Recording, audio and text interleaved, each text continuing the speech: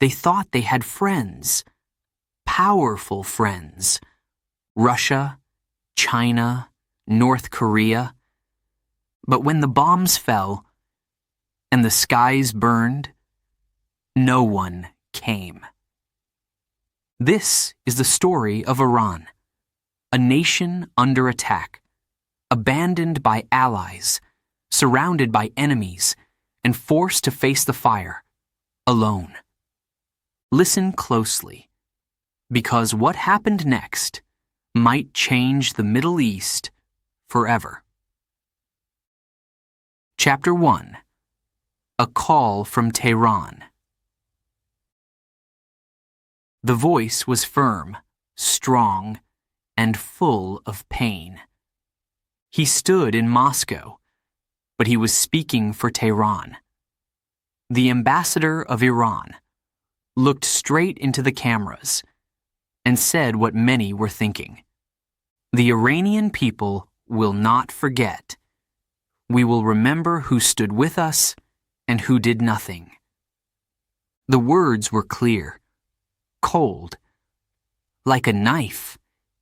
He was not talking to enemies.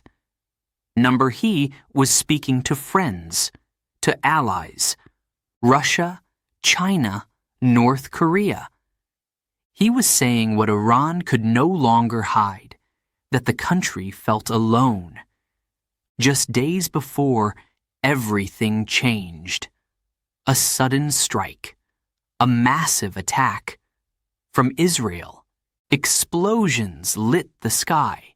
Missiles hit their marks. In minutes, Iran's defenses were shaking. And now, Tehran was looking around. Where are our friends? Where are the people we helped? Where is the support we gave when they needed us? No answer. In the halls of power, something was breaking. A feeling that the world had turned its back. Iran had always believed in its alliances, shared interests, mutual respect. But in that moment, after the strike, after the smoke, Iran saw the truth. It was standing alone. The ambassador continued. He did not shout. He did not cry. But his voice carried weight. This is the moment to know who is a friend and who is not. The streets of Tehran were tense. People watched the news. They waited. They asked questions. Would Russia send help? Would China speak out? Would North Korea act? So far, only silence, or statements, filled with words but no action. Iran had helped others before, but now, when it needed help the most, it received nothing, not even a hand, not even a word of real support. The ambassador's message was more than just political. It was personal. It was the voice of a country, hurt, betrayed, and angry. Outside, the world kept spinning. Diplomats made calls. Leaders gave speeches. But in Iran, people listened to one thing only, the silence of their so-called friends. And they wondered, if they will not help us now, when will they ever? Chapter 2.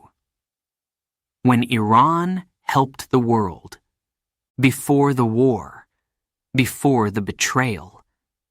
There were years of support, years of sacrifice. Iran had not stayed silent. It had answered calls. It had helped its allies.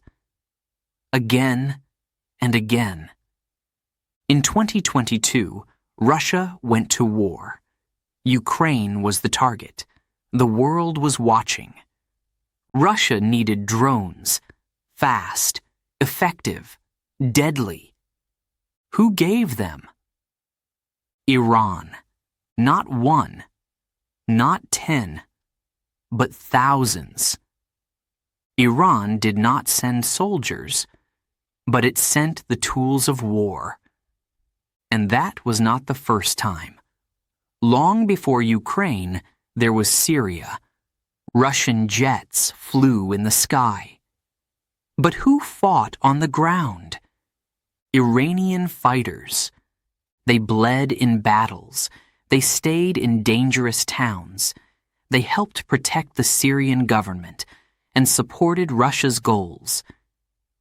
Even in the war between Armenia and Azerbaijan, Iran stood by Russia, even though Azerbaijan was a Shia country and Iran shares that faith.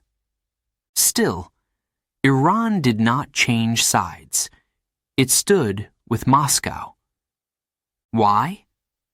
Because it believed in the friendship. And what about China? Iran gave China more than promises.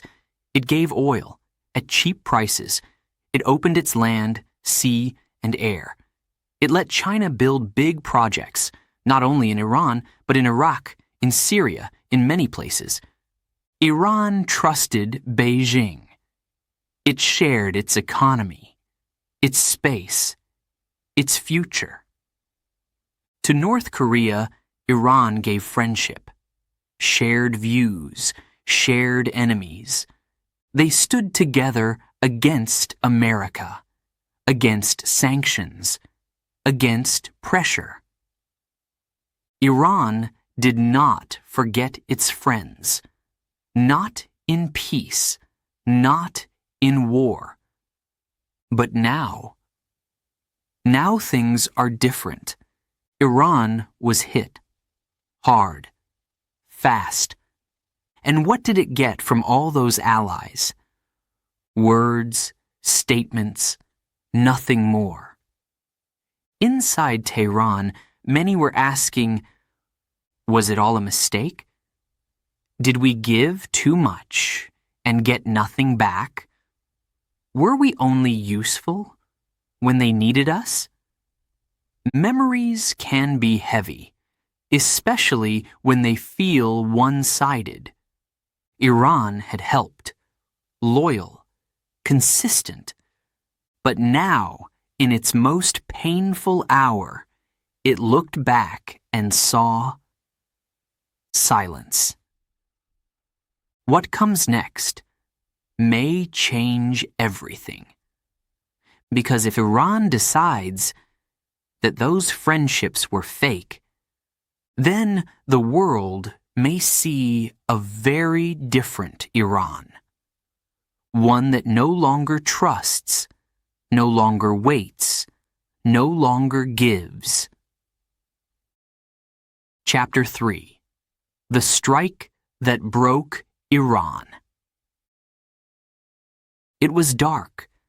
The skies were quiet. People were sleeping. Then, a flash. A sound like thunder. Then another, and another. In just minutes, the night in Iran turned into fire. Israel had attacked. A surprise strike, a powerful one. It was fast and deadly. Iran didn't see it coming. Missiles hit targets all across the country.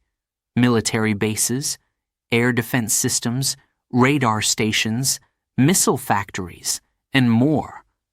One after another. Boom, boom, boom. The ground shook. The air was filled with smoke. Fires burned. Sirens screamed. In the first few hours, Iran lost almost 1/3 of its defense power. Gone. Radar systems that protected the sky, destroyed. Missile sites, silent. Drones, useless. Command centers, in pieces. And more than that. Some of Iran's top minds were gone too. scientists, nuclear experts, military leaders killed, targeted, not by accident, but by design. Israel wanted to break Iran's strength from the inside, and it worked. The shock was huge. Even in a country used to pressure and conflict, this was something new. This was not just war. This felt personal. It felt like someone wanted to end Iran's power completely. In the capital, Tehran, leaders met in emergency rooms. They looked at screens, lists, maps. The numbers were terrifying. 30% of our defense is gone. Multiple commanders killed. Nuclear development set back by years. Energy systems attacked. Public morale shaken. And then came the words, from the other side, from Israel. Prime Minister Benjamin Netanyahu stood before cameras. Next to him was Defense Minister Yoav Gallant. And the message was clear. Our goal is not just to stop Iran. Our goal is to end this regime. To stop the danger forever. We will do whatever it takes. These were not normal political words. This was a declaration. A clear message. Israel was not just defending itself, it was going on the attack. Some in Iran still hoped it was over. A single strike. A warning. But more missiles came. More drone attacks. More cyber attacks. Even Iran's energy systems, power plants and oil fields were hit. Every part of the country felt it. The people were afraid, angry, confused. How could this happen? Where was the warning? Where was the protection? On TV, Iranian officials spoke to calm the public, but the truth was hard to hide. Yes, the attack was large, they said. Yes, we are investigating. Yes, we will respond. But when and how? Some voices inside Iran began to ask dangerous questions. Why did we not see it coming? Why were we so exposed? And where are our friends now? Because by this point, Israel had made something else very clear. This was not just about missiles. This was about changing the map, changing the region, changing the future. Netanyahu had even said it out loud. Ayatollah Khamenei is a target.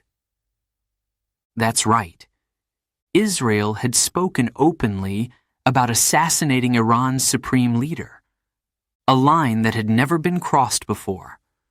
For Iran, it felt like the world had turned dark, like they had entered a new age of danger. This was not just about land, or oil, or politics.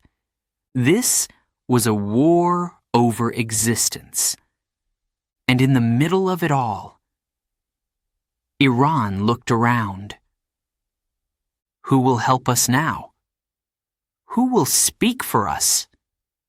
Who will stop this before it's too late? But so far, no hands reached out, no ships moved, no planes flew to help. The sky was quiet again. But not peaceful, because Iran now knew something it had feared for years. It was alone. Chapter 4. America joins the fight. At first, it was only Israel, That's what many believed, that it was one country, acting alone, fighting Iran in secret, trying to weaken its power. But that idea didn't last long, because soon a new flag appeared, a bigger one, a louder one, the flag of the United States. It happened at sunrise, early morning. People were just waking up. Suddenly, 3 powerful explosions shook the earth. Boom, boom, boom. Not from Israel this time, but from the skies above, American planes. The targets? Nuclear sites inside Iran.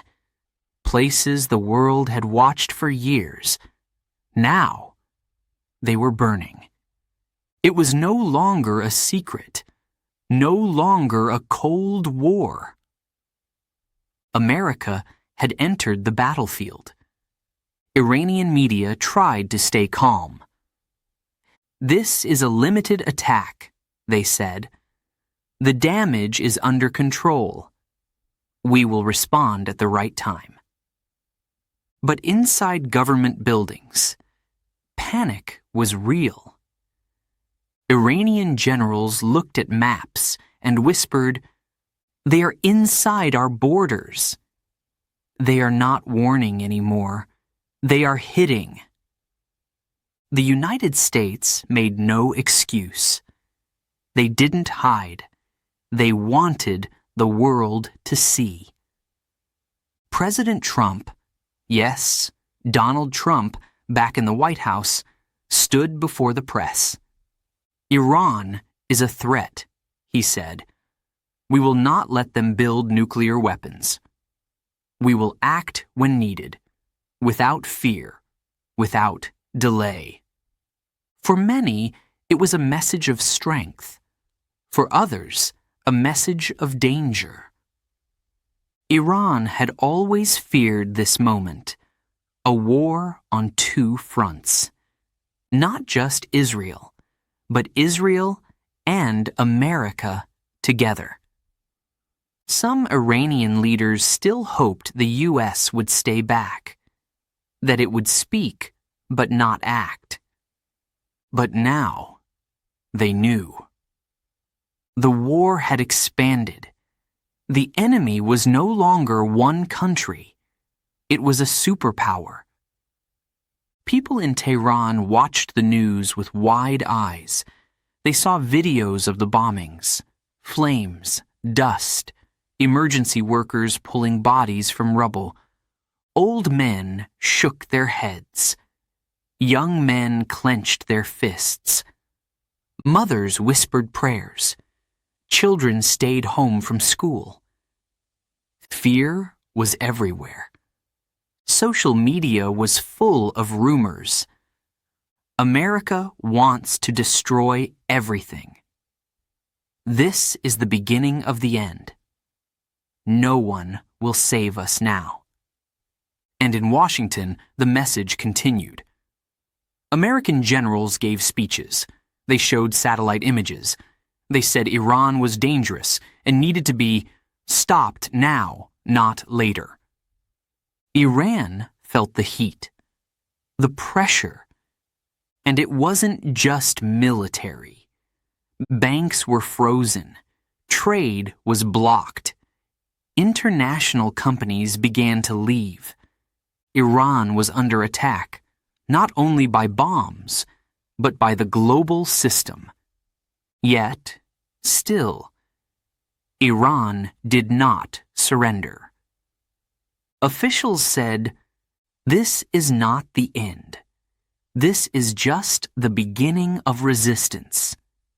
But the pain was growing, and the people were asking, "How long can we take this? Where are our friends?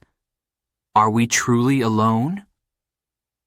One Iranian reporter asked the question out loud.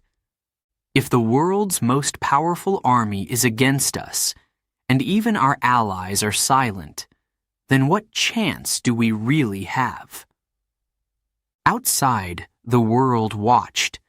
Some cheered, some prayed, some stayed silent.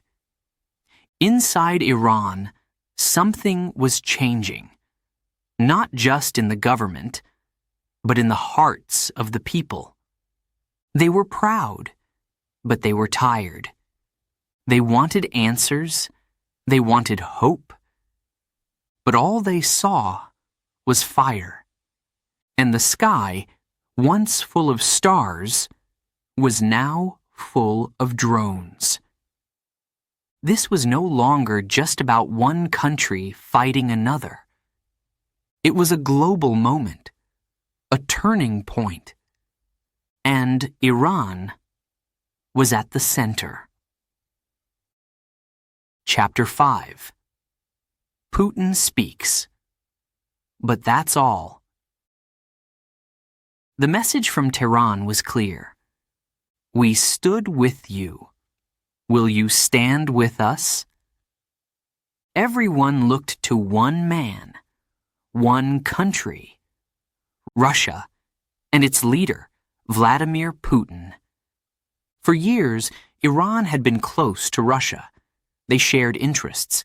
They fought on the same side in Syria. Iran gave Russia drones for the Ukraine war, military support, real help. Now, Iran needed something back. It didn't have to be soldiers or missiles. Even just strong words would help. But when Putin finally spoke, it was not what Iran hoped for.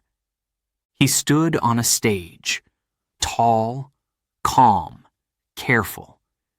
He said, "We want peace. We ask all sides to stop the violence. We are ready to help with diplomacy." That was it. No anger, no blame, no support, just cold neutrality. Then came the words that shocked many. Israel, like every country, has the right to defend itself. Those words hit Iran hard. Russia, its old friend, was now defending Israel's actions. In Tehran, leaders were confused. What happened to our partnership? Where is the man who needed our drones? Why won't he help us now? But maybe Putin was being honest. Maybe Iran never asked him directly for help. At least that's what he said. Iran has not requested military support from us. Maybe it was true. Maybe it was an excuse. But either way, Russia was staying out. Some Russian news channels reported, "This is not our war. We have our own problems in Ukraine. Russia cannot fight on every front." Inside Iran, the disappointment grew, and the people remembered. They remembered how Iranian drones flew over Ukraine, how Iranian soldiers helped in Syria, how Iran stayed silent when Russia bombed cities. But now, with Iran under fire, Russia was silent. One Iranian general said quietly, "We were useful once. Now we are not." Outside, the streets of Tehran buzzed with anger. Some shouted, "Where is Putin now? Where are the Russian missiles we helped build?" Others said, "We must depend on ourselves now." In Moscow, Putin's message was clear. He wanted to be a mediator, not a fighter. He didn't want war with the West over Iran. And maybe he was afraid. Afraid that if Russia helped Iran, America would respond. NATO would react. The Ukraine war would become worse. so he chose silence and diplomacy. But silence speaks too. To Iran, Putin's silence was a message, a painful one. You are not important enough. Not now. Not in this moment. Some Iranian analysts tried to explain it. Russia is busy in Ukraine. Russia fears American power. Russia still hopes to work with Israel. But none of these reasons made the pain go away. At Friday prayers in Tehran, an old cleric raised his voice. When we gave them our weapons, they said we were brothers. But now that we bleed, they turn their backs. Iran was learning something hard, something cold. In politics, there are no real friends, only interests. And when interests change, so do alliances. Russia had made its choice. Peace, silence, distance. And so, Iran turned its eyes east, to another old partner, one that shared oil, business, trade, China. Would Beijing act? Would they say more than Russia? Would they stand? Or would they stay quiet, too? Chapter 6. China, a silent friend. Iran turned its eyes to the east, to its biggest trade partner, its quiet but powerful friend, China. For years, Iran had trusted China. They shared oil, business, dreams of a world without American power. And now, Iran needed more than business. It needed support. Tehran hoped Beijing would speak strongly, that it would say, "Stop attacking Iran. We stand with our partners." But when China finally spoke, the words were soft. Too soft. A foreign ministry spokesperson appeared on TV. She said, "We ask all parties to show restraint. We respect the sovereignty of all nations. We support dialogue and peace." That was it. No mention of Israel's attack. No support for Iran's pain. No action. In Tehran, the reaction was bitter. Is this all we get? After everything we gave them? Because Iran gave China a lot. For years, China bought cheap oil from Iran at special prices. Even when other countries followed U.S. sanctions, China kept buying. Iran helped China with big business deals: oil, gas, railways, roads, and ports. China even built projects in Iraq, inside Iran's zone of influence. Iran allowed it. China also entered Syria, with Iran's blessing. And that's not all. Iran opened its airports, its ports, and its roads to China.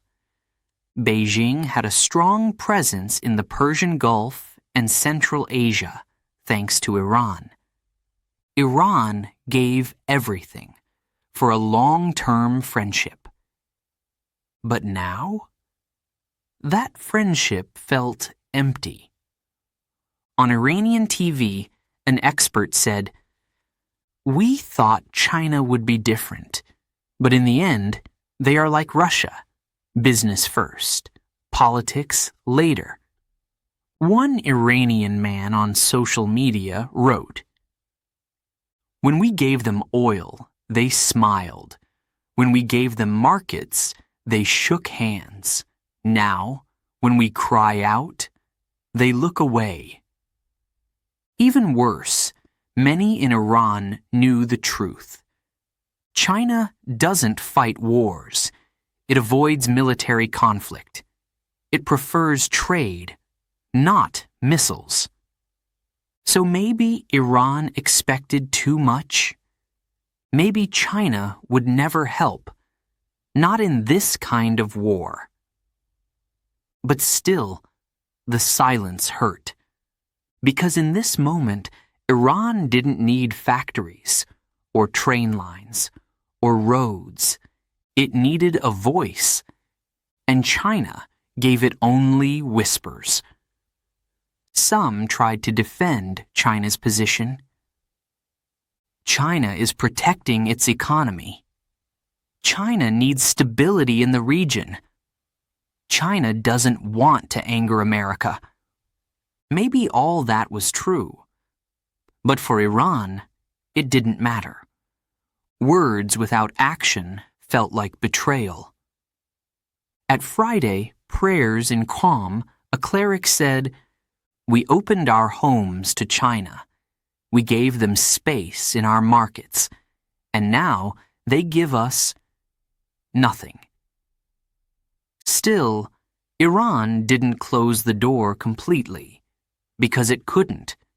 It needed China's money, its markets, its political weight in the United Nations. But the trust was broken, and the people felt it. They asked, "Are we alone in this world? Do we have any true friends?" Tehran's leaders met in silence. They had counted on China. Now they had to count on themselves. With Russia staying quiet, with China refusing to act.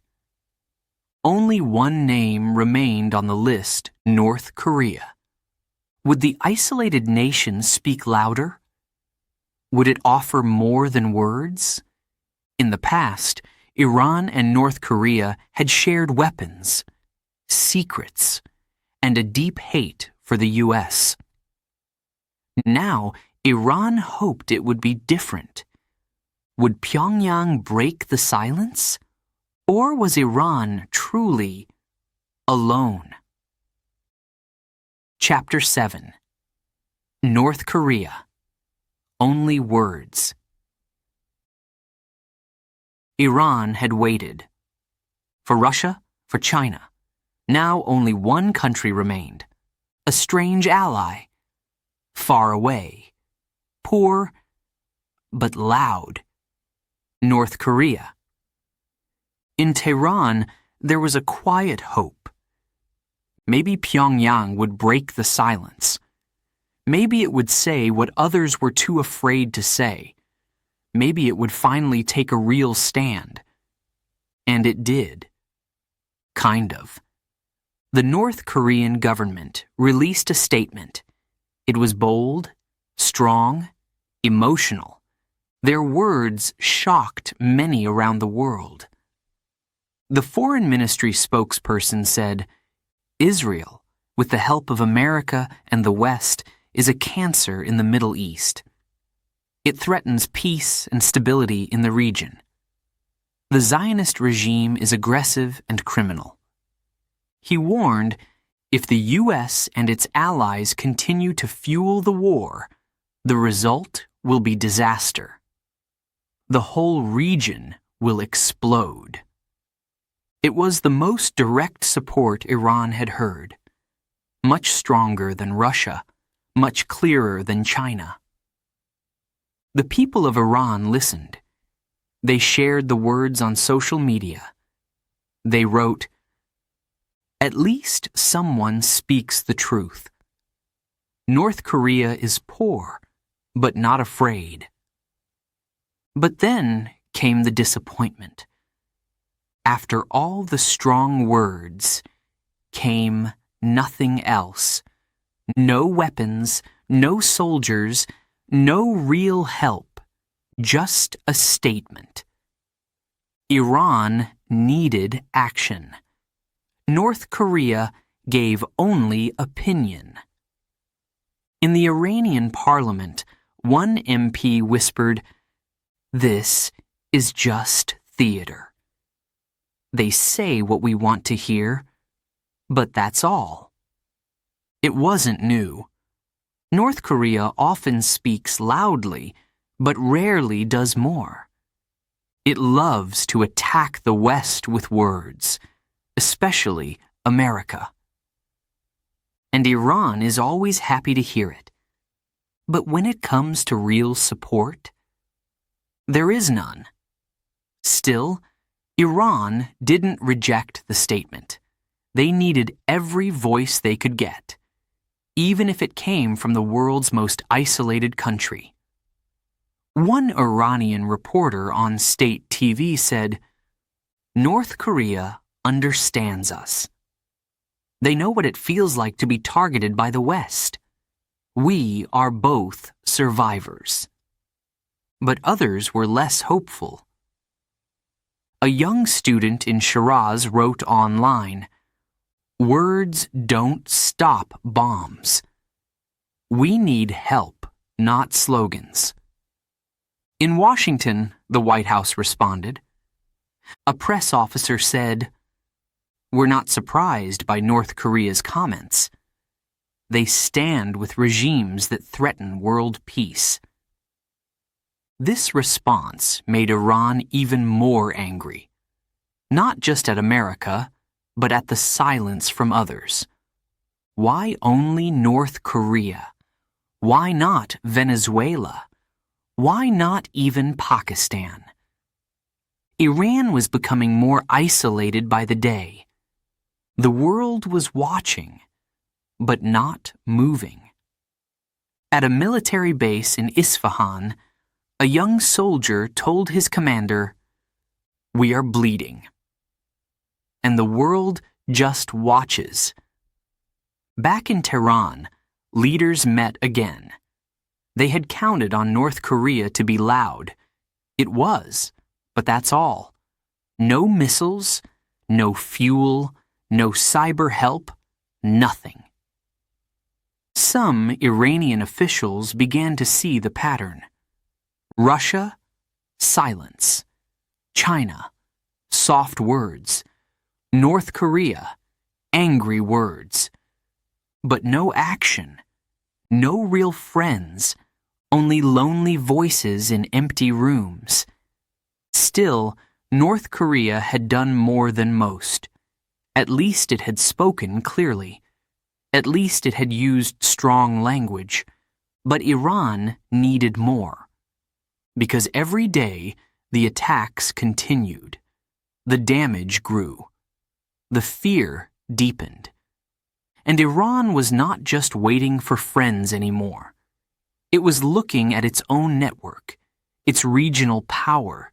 It had allies on the ground, militias, proxies.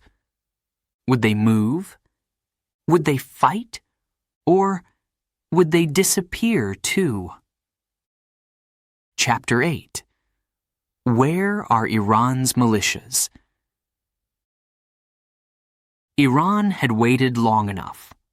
Russia, silent. China, careful. North Korea, loud but far. Now, Iran looked closer, to its neighbors, to its own allies in the region. Not governments, but militias. Groups trained, armed, and supported by Iran. These groups were not weak. They had fought before. They had bled for Iran's causes.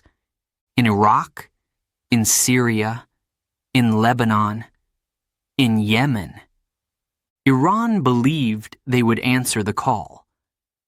But something strange happened. They didn't. First, Iraq. Iran had strong influence there, especially over the popular mobilization forces, known as the PMF or Al-Hashd al-Shabi. These were men trained by Iran. supplied by Iran, trusted by Iran. But now, they said nothing. No attacks, no speeches, no movement. Inside Iran, people were shocked. Where is the PMF? Why are they silent? Some reports said PMF leaders were afraid. They believed they might be next. That after Iran, they would be targeted. Some even thought about disbanding, ending the group before it was destroyed. Next, Lebanon. Everyone looked to Hezbollah, Iran's most famous ally, well-trained, well-armed, experienced in war. They had fought Israel before. They had fired rockets. They had challenged the West. But now, only silence. No rockets, no military statements, no big moves. What happened? Behind closed doors, some Iranian officials admitted the truth. Hezbollah was hurt, weakened. After recent clashes with Israel, they had lost many fighters, commanders, and even public support. They were not ready for a new war. One commander whispered, "Hezbollah is still licking its wounds." Then came Yemen, the Houthis. They were perhaps the only ones to act. They fired a missile. Just one. It flew toward Israel. But before they could fire again, their leaders were bombed. A direct strike, a deadly one. Their meeting place destroyed. Casualties high. Iran watched with worry. The Houthis had tried to help, but their effort was small, and the cost was great. And what about Pakistan? Some on social media said Pakistan was ready to help, that it might send support, that it would stand with Iran. But soon came the denial. Pakistan's government said clearly, "We are not involved. We will not enter this conflict." Then they closed the border with Iran. That felt like a slap in the face. Iran had hoped for support. Instead, it got a closed door. In Tehran, the feeling was heavy, like betrayal, from every direction.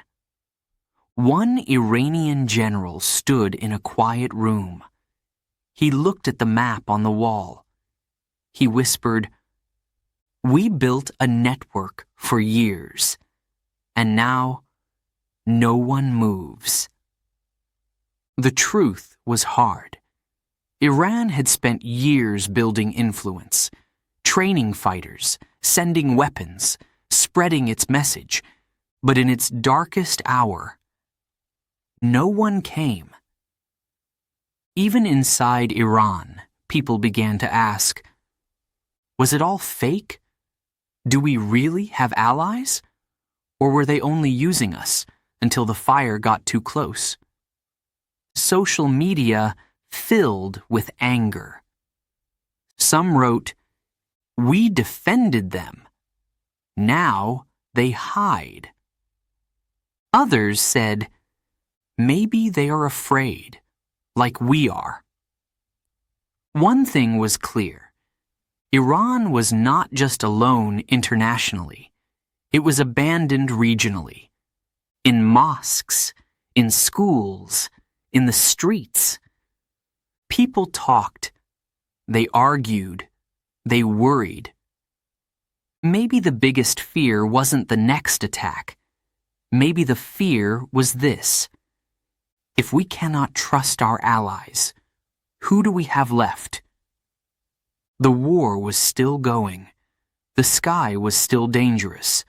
But the ground beneath Iran's feet was becoming even more unstable. And still, the world waited to see.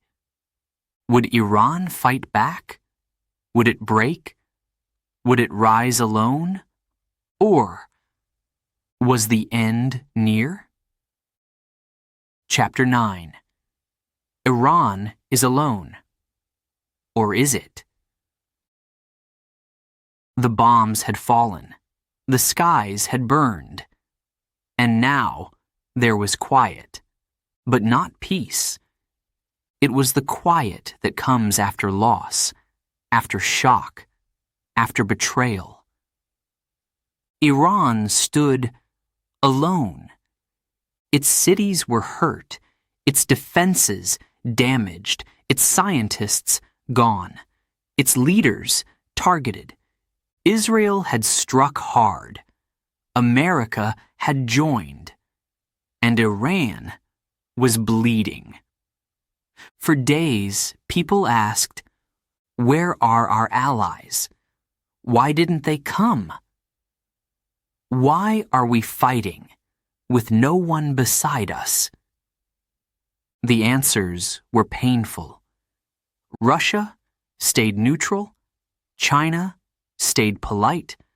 North Korea gave words. Militias went silent. Neighbors closed borders. Only the Iranian people remained, watching, waiting, hurting. And the leadership, they were still standing. But something had changed inside them. Ayatollah Khamenei did not speak at first. He waited. He listened. He watched the world stay silent. When he finally spoke, his voice was calm, but cold. This is not the end of us. This is the test of us. Inside Iran's government, meetings were held, plans were made, responses were written. But they didn't move fast. Not this time. Why? Because the attack wasn't just military. It was psychological. Iran had never felt so abandoned. Some inside the regime asked, "Should we fight now? Should we wait? Should we talk?" Even America gave an opening. A U.S. general said, "This is not a full war. This is a limited operation. We still hope for a political solution." But then came the conditions. Iran must end its nuclear program. Iran must stop supporting regional militias. Iran must change or face more attacks. To many in Tehran, that didn't sound like peace. It sounded like surrender. So Iran stood still, not giving up, not hitting back, yet, just waiting, watching, maybe even preparing. Some voices inside Iran called for diplomacy, for a return to talks. Others said, "No, we must answer with fire. Show the world we are not weak." But the leadership stayed silent. And the people? They had no clear direction. Some wanted war. Some wanted peace. Most wanted security. In the south, fishermen stayed off the waters. In the cities, schools closed early. At night, families stayed inside. Everyone waited for the next headline. Would it say, "Iran strikes back"? Would it say, "New peace deal signed"? Or something worse? No one knew. But slowly, something else appeared. Not in the news, not in politics, in the people. They began to speak less about the world and more about each other, about survival, about rebuilding, about what it means to be Iranian. In the streets, they helped each other. Food, shelter, medicine. In prayers, they asked not for victory, but for unity.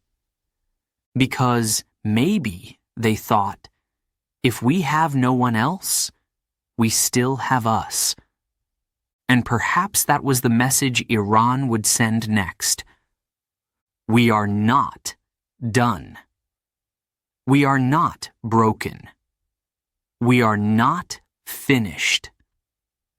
Even if no ally joins us, even if no friend stands up, even if we must stand alone.